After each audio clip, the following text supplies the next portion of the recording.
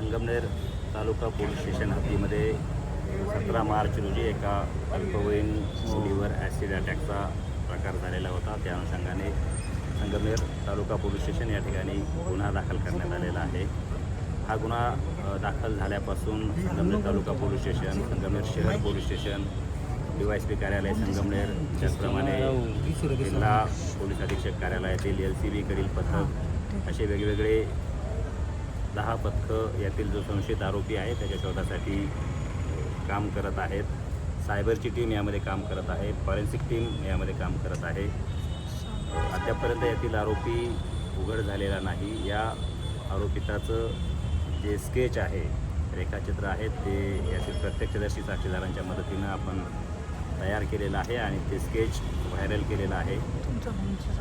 जिल्हा पोलीस अधीक्षक अहिल्यानगर यांनी या स्केच पाहून जे कोणी यातील संशयिताची माहिती देतील अशांना 2 लाख रुपयाचं बक्षीस देखील डिक्लेअर केलेलं आहे.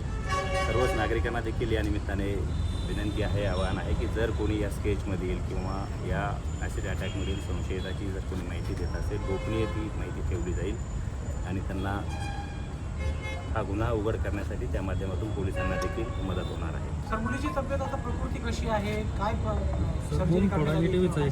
यातील जी पीडिता आहे ती अद्यापही प्रवरा मेडिकल ट्रस्ट लोणी या हॉस्पिटलमध्ये ॲडमिट आहे. तिच्यावरती वैद्यकीय उपचार तज्ज्ञ डॉक्टरांच्या मार्फतीनं सुरू आहे. प्लास्टिक सर्जन असतील, फिजिशियन असतील, त्याचप्रमाणे तिला एक काउन्सिलर देखील दिलेले आहेत, महिला काउन्सिलर. तिची प्रॉपर ट्रीटमेंट तिची सुरू आहे आणि तिची जी काही तब्येत आहे ती व्यवस्थित आहे. ती मुलगी आता स्टेबल आहे, व्यवस्थित आहे.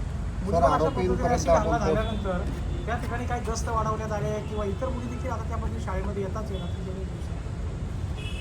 त्या शाळेच्या परिसरामध्ये आपले महिला अधिकारी, महिला टीम, जिल्हा पोलीस अधीक्षक, त्याचप्रमाणे आपले नाशिक जिल्ह्याचे विशेष पोलीस महानिरीक्षक यांच्या सूचनेनुसार देखील आपण नेमलेले आहेत.